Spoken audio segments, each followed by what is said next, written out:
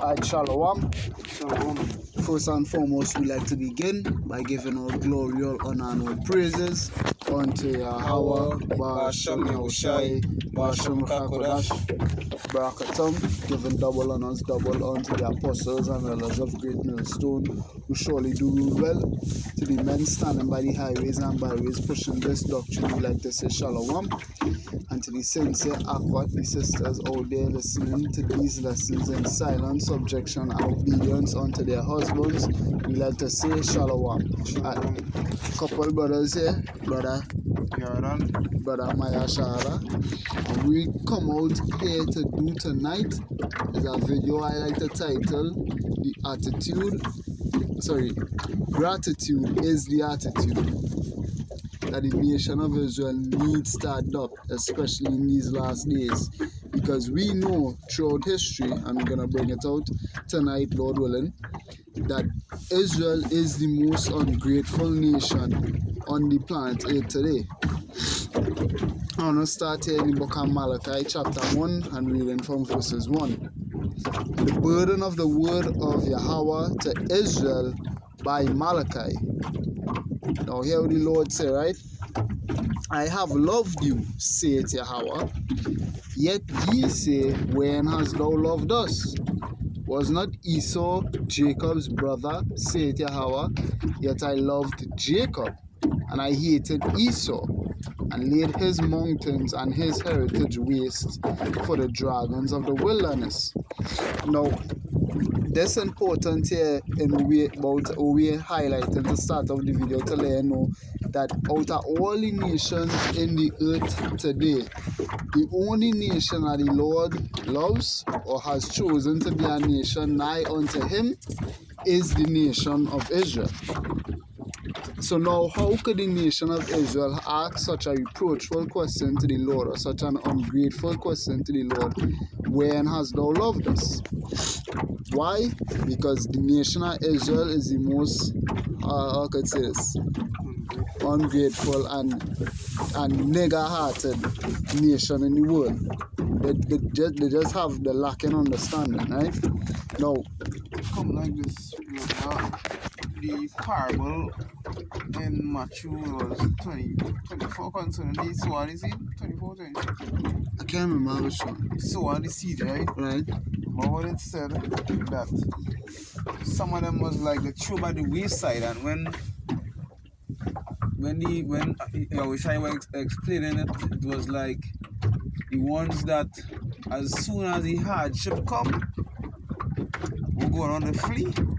So it's basically the same thing when it comes to the Lord of these two jakes, right? Because as soon as for me the thing before we go on the precept in Exodus concerning when he came out of Egypt. Right. As soon as things start to get hard, they want to say, wait, you see it right now in this day and age with jakes. Right. Oh God, what are you doing with this for? What I do to deserve this? Right, there is Jake number one statement. What I do to deserve this? What I do? And next one, can't see my way. Can't see your way. Right, so that is how Jake quick to, let me say, retaliate or reject, they quick to reproach, they quick to say, Father, we do this for thing. That is what these jakes is, and after that happened, and they realize they're going, while they're going through the hardship, while they're going through the tribulation, some jakes will reject the Father because they will say, nah, I can't be as jakes they make the statement in these days and age, right? That I can't be praying to this God, and when I pray for something, mean gain it. When I ask him to help me with something, he help him. In their mindset, they say, nah, that I pray to the wrong God. And that is what is make these wicked jakes turn into these idols because of the hardship, because they can't endure. What the scripture say we soldiers for our Hashem Mashiach. Right. So we have to enjoy these tribulations. Deuteronomy 4 and reading from verses 6. Keep therefore and do them. In fact, I'll read from 5. I'll read from verse 4. Deuteronomy 4 and verse 4. But ye that did cleave unto Yahweh your power, which this is an important statement that being made here, because we're going into the next precept, we're going to see that what the Lord chooses Israel to be his nation. He could have leave you by the wayside and say fuck her, and he didn't do that. So what? Why it is we able to say that Yahweh is we God is because he chose us to be his people. But what? They don't appreciate that. Alive, every one of you, this day. Behold, I have taught you statutes and judgments, even as Yahweh, my power, commanded me, that ye should do so in the land whither ye go to possess it. So what? It is in Sirach 17 from verse 10. The elect should praise his holy name, and then verse 11. And beside this, he gave them a law for an heritage. But what? When you go into that word heritage, where does go into when you define it? It goes into possession. What do we as a nation of Israel possess? Well, we possession, we heritage, we inheritance starts with Yahweh, coming all the way down, and then what? We are the land, we are the laws, we have a lot of things that the Most High gave us to be our rightful possessions in this world. That's right. But what? It was taken from us by Yahweh. Why? We can't get into that. 2nd Ezra 7. In 2nd Ezra chapter 1 and I'll bring out some. Oh, yeah, right. There I'm 2nd Ezra 7. I'm reading from verses 8. And only one part between them both, even between the fire and the water, so small that they could but one man go there at once. If this city now were given unto a man for an inheritance, if he never shall pass a danger set before it, how shall he receive this inheritance? Right. So for us to obtain, you have a saying, goes nothing comes free. Yeah. Right. Yeah. For us to obtain the kingdom, because I remember this, right? That we going down, this we working for, this we working towards. It has nothing to compare to that. It have things that we don't even know when we're going to get in the kingdom of Yahweh Shai. So how we expect to get something and work for? We have to work for it, guys. We have to work for it. That's why the Lord said, right? You want the king? You want the kingdom? And I go through shit. Yeah, go through the trials. Go through the trials set before. Because even to that point, make in the kingdom, we can receive things we can't imagine.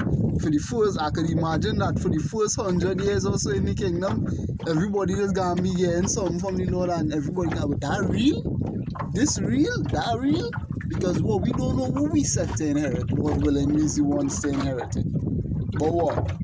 They don't understand, neither do they respect the Lord. So what? They're ungrateful. That's right. Continuing in Deuteronomy 4.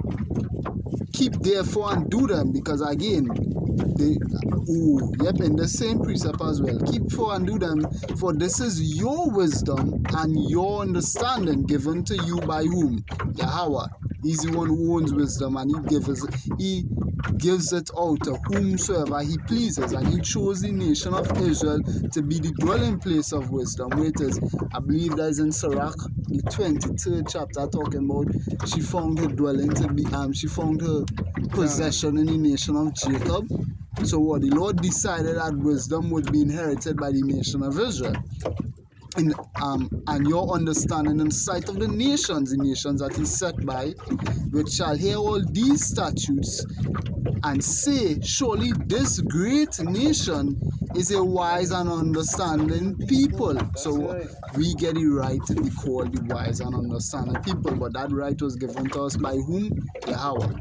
Verse 7, for what nation is there so great who hath power so nigh unto them? Just imagine that. The heathens them saying, way boy, they are admiring and how is it and being jealous Right. of how This people, boy, this is the ones them that even saying Wisdom of Solomon also when the elect get me up in chariots. Hey boy, this is the one who was close to her, boy, out of everybody he boy, out of everybody them boy. Always see a fountain. That'll show you how these heathens them envy and jealous Israel so much, especially Esau Edom. They wanted to take away we heritage. They wanted to come and take we land, and they come and say them is the Jews, them is the freaking Israelites. Them understand who the people is. That's it, you're Who right. to be who the people they're supposed to want to be in this world. So as Big Brother and the God always say, these other heathens them want we. I wouldn't say religion. I can say religion because when I go back to the meaning, it's really religion, but I can say that. Heritage. I can say heritage. Oh, yeah. Right? Let's imagine them want we heritage more than we. These heathens want Jake heritage more than Jake. They want to be in we position and you all don't want to be in position right now. Madness. Come on. Madness. Continuing and say, surely this great nation is a wise and understanding people. For what nation is there so great, who had power so nigh unto them? As Yahweh, our power is in all things that we call upon him for. Wait, is in CSB it says what? For what great nation is there that has a God near to it, as Yahweh our power is to us whenever we call to him? Because now when we go back to the story in Exodus, we're gonna get about these murmurers. What? It started when? In Exodus chapter 1. Fed up at the bondage that the Egyptians had them through. And what happened? The Lord answered the call and come to the rescue. And still start fucking up. That is show these jigs is we so we so fortunate, right? And we have one power to pray unto, and we gain anything that we ask of him, and he says, well, he give it with it. As long as we need good. You understand? Right. But these wicked heathens, if they want money, they have to pray to this God. If they want health, they have to pray to this God. If they want vehicles, they have to pray to this God. And the different gods they have to pray to get something. Like say, and when I check it out, them gods is no gods. As we said in the video before, it's really the Lord giving these different spirits the authority to function and do whatever they feel like they get it. Not knowing is demons they're praying to. Next thing the God fall off the dashboard. You're praying to now. Dumbass. Yep, there's Ezekiel 3 and verses. Just to add to the point where you talk about the heathens wanna be we more than we wanna be we. There's Ezekiel 3 and reading from verses 4. And he said unto me, Son of man, go get thee unto the house of Israel and speak with my words unto them. For thou art not sent to a people of a strange speech and of an hard language, but to the house of Israel, not to many people of a strange speech and of an hard language, whose words thou canst not understand. Surely had I sent thee to them, they would have hearkened unto thee. That's right. But the house of Israel will not hear, so he will not hearken unto thee, for they will not hearken unto me, which is the root of the problem we see here in the world today. The people of the Lord, who the Lord choose to be his people, will not listen to him. So what? The Lord had to fuck them up. For the house of Israel are impudent and hard-hearted. So what? That leads to what? Ungratefulness. In the book of 2 Ezra, chapter 1, and we're going to read from verses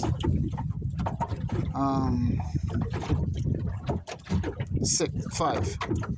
In 2 Ezra 1 and from 5. Go thy way and show my people their sinful deeds, which their sinful deeds, and their children their wickedness, which they have done against me. They may tell that they may tell their children's children.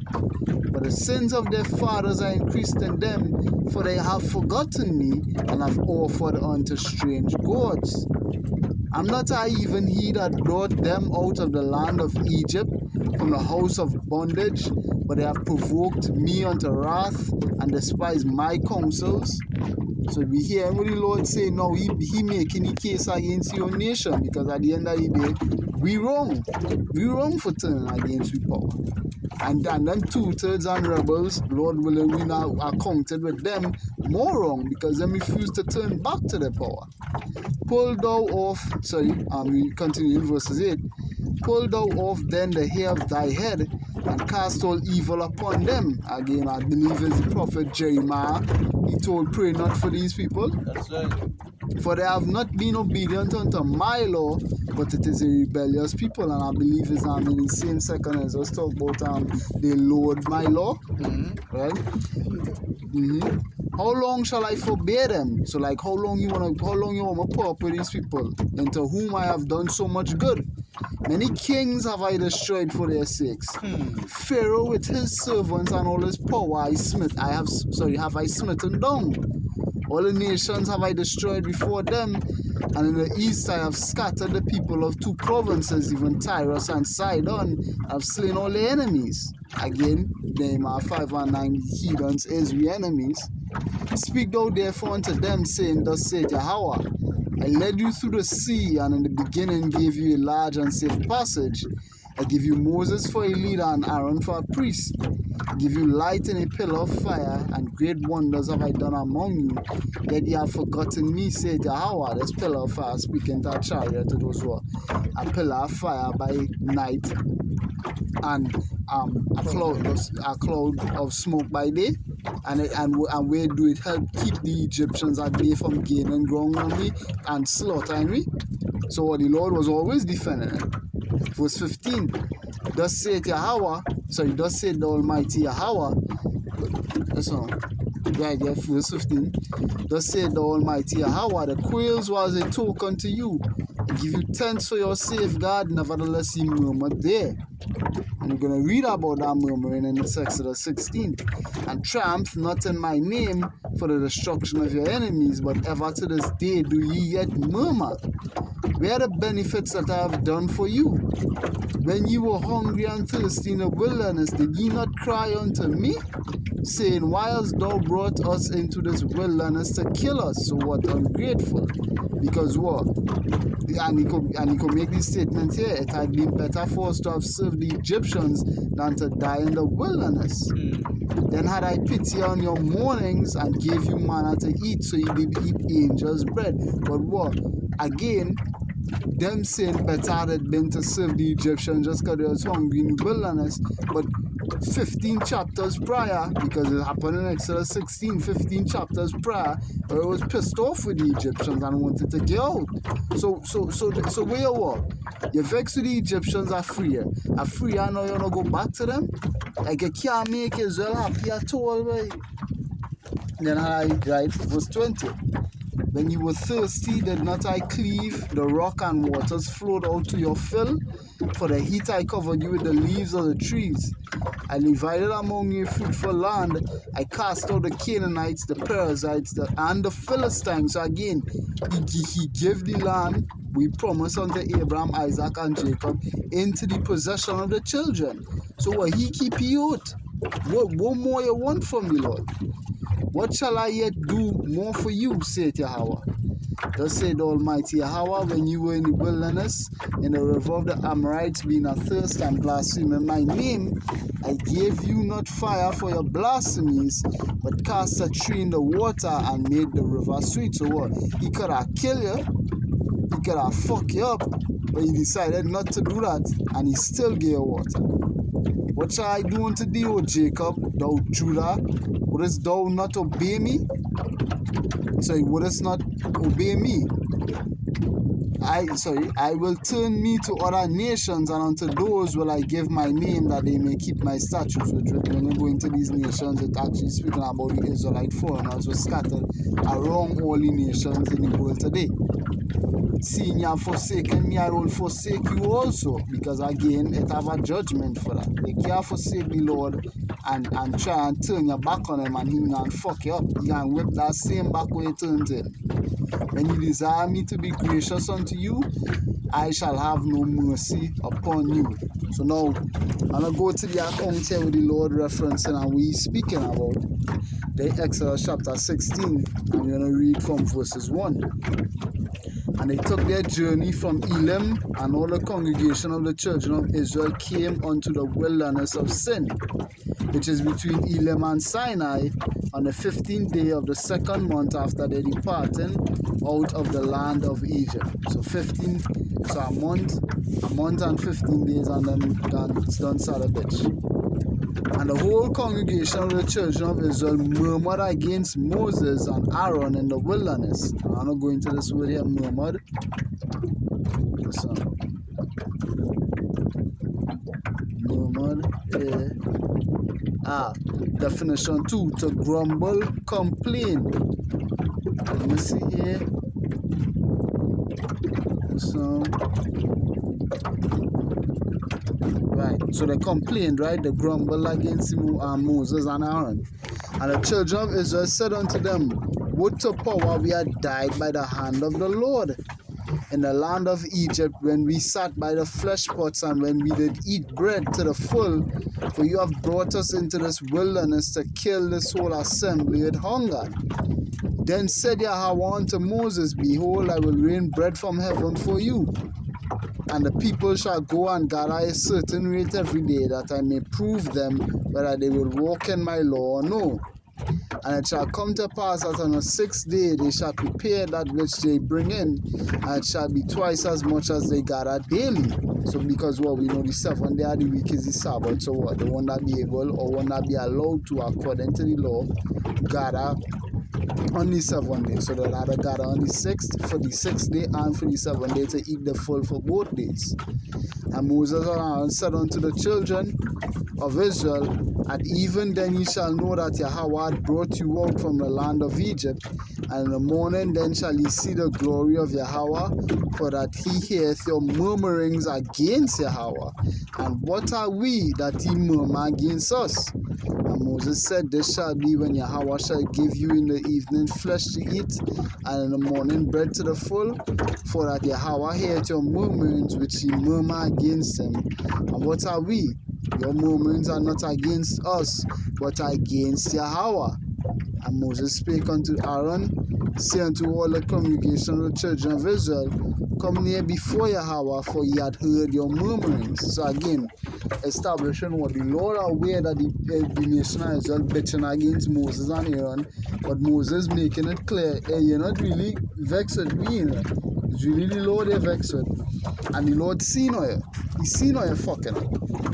And verse 10, and it came to pass as Aaron spake unto the whole congregation of Israel, that they looked toward the wilderness, and behold, the glory of Yahweh appeared in the cloud to the chariot. And Yahweh spake unto Moses, saying, I have heard the murmurings of the children of Israel.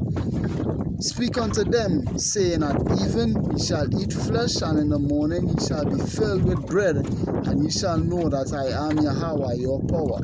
So what? Just on. And verses 13, and it came to pass that at evening the quails came up and covered the camp, and in the morning the dew lay round about the host. And when the dew that lay was gone up, behold, upon the face of the wilderness there lay a small round thing as small as the hoar frost on the ground, which is manna from heaven. And when the children of Israel saw it, they said one to another, it is manna, for they wist not what it was. And Moses said unto them, this is the bread which Yahweh had given you to eat. This is the thing which Yahweh had commanded. Gather of it every man according to his eating, and omer for every man according to the number of your persons. Take ye every man for them which are in his tent. So even after them was bitching against Yahweh, after now coming out of Egypt, and only a month and 15 days into the whole wilderness experience again, like little bitches, the Lord still come and feed them. So what? Again, ungrateful nation, stiff-necked, hard-hearted, and rebellious. And what the Lord planned to do with them? In Hosea 4, and reading from verses, let me see here. verses 6. My people are destroyed for lack of knowledge.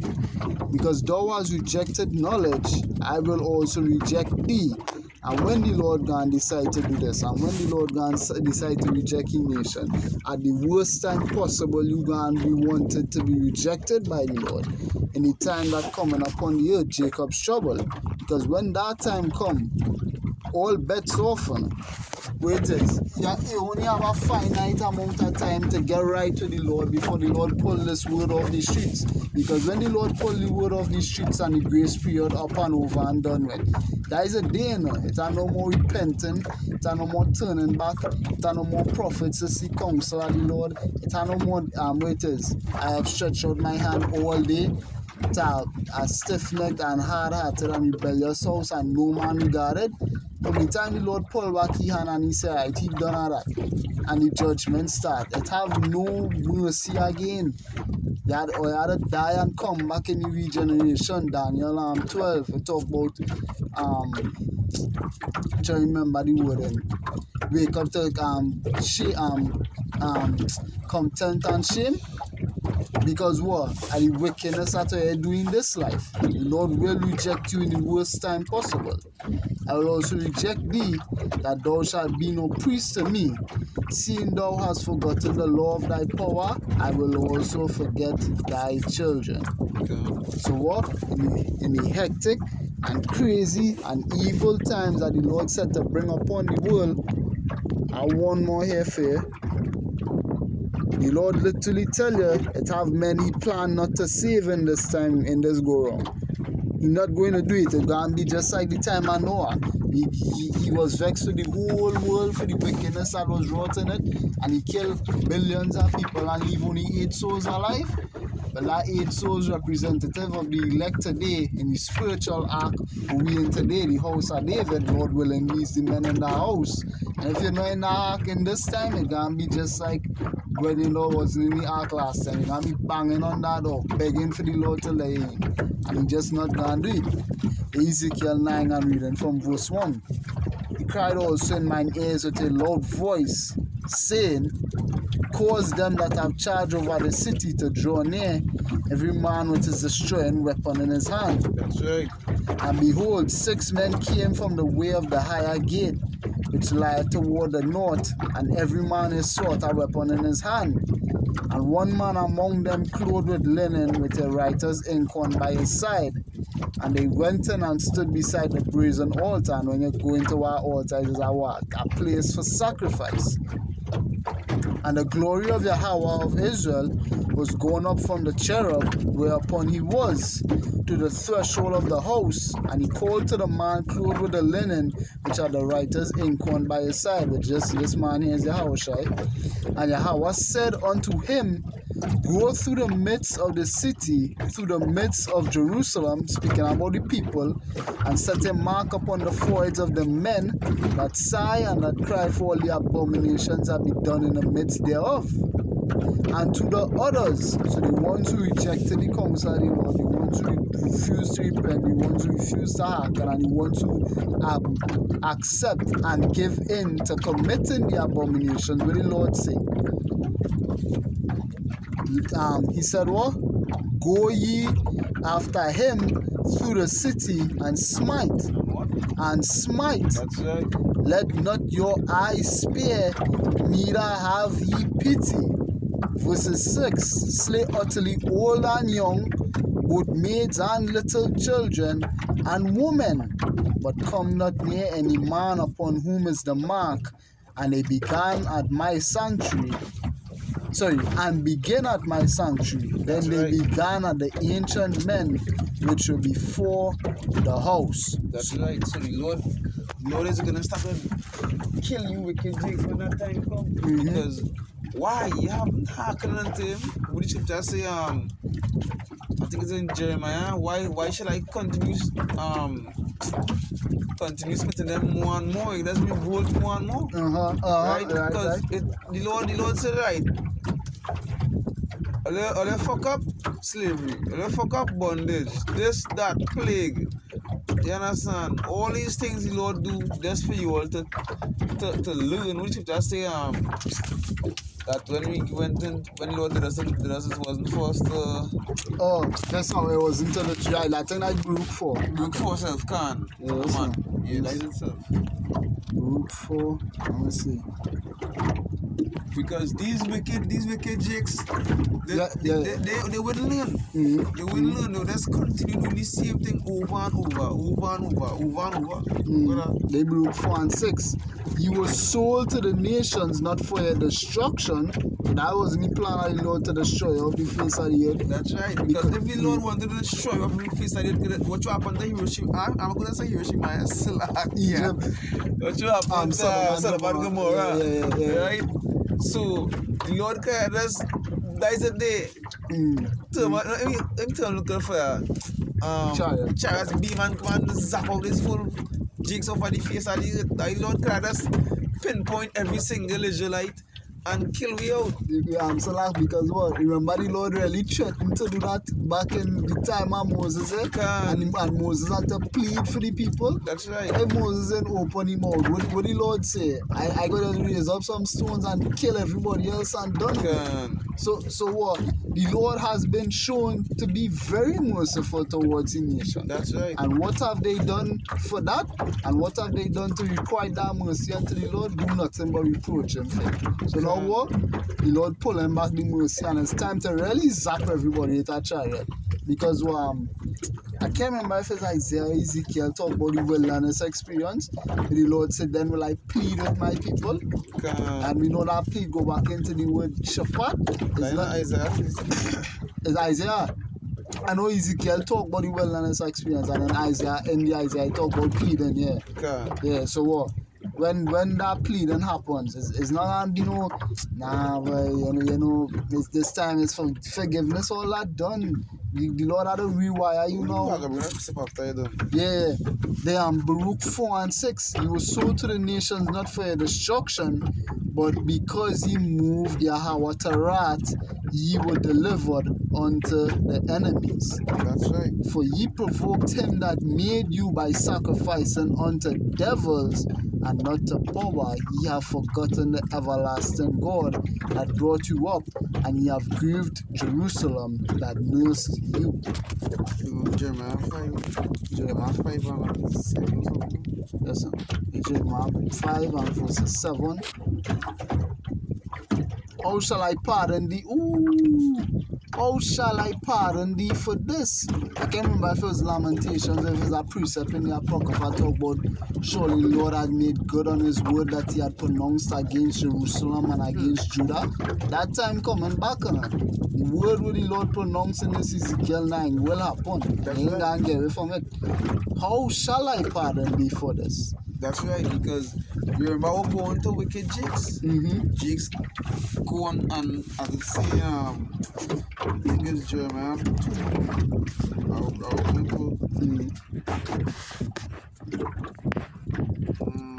Jeremiah 2. Jeremiah 2 and verse 12, and it says, be astonished, O ye heavens, at this, and be horribly afraid. Be ye very desolate, saith the Lord, for my people had committed 2 evils. They had forsaken me the fountain of living waters, and hewn them out cisterns, broken cisterns that can hold no water. So you forsake the Lord, right? And you then go and call upon these idols. So the Lord saying here now in Jeremiah 5 and 7, yeah. How shall I pardon thee for this? Thy children have forsaken me, and sworn by them that are no gods. When I had fed them to the full, then they committed adultery, and assembled themselves by troops in the harlots' houses. They were as fed horses in the morning, everyone made after his neighbor's wife. Shall I not visit thee? Shall I not visit for these things, saith Yahweh? Right, so, right, the Lord saying, and it was the most fortunate. You understand? Like, let me say, and then see how some of them rich kids just be. Yeah, In this way, they have everything they want in life, and yet still not doing what their parents tell them to do. So all they had everything and they needed. The Lord give you this, give you that, and yet still, Jake still, you want to murmur. You understand? You want to go against what the Lord said to do. As soon as Moses gone up in Mount Sinai, what going on? The war, one time, a golden calf and all kind of fuck things. Well, as the guys say, as soon as Moses gone, Jake want the carnival. Yeah, just finishing that verse 9. Shall I not visit for these things, said Yahweh, and shall not my soul be avenged on such a nation as this? Right, because they are the mothers every single time Jake committed all these abominable acts and committed sin and on top of sin. We feel the Lord like that. The Lord hated it, detested. So he's saying in his mind now, second is just wait, let me get it one time. Second is just 15 a month. Second is just 15.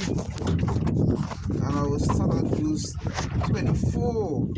And it says, woe to them that sin and keep not my commandments, saith the Lord, because the Lord seen all these things. The Lord seeing that, hey, he hated this when he see it.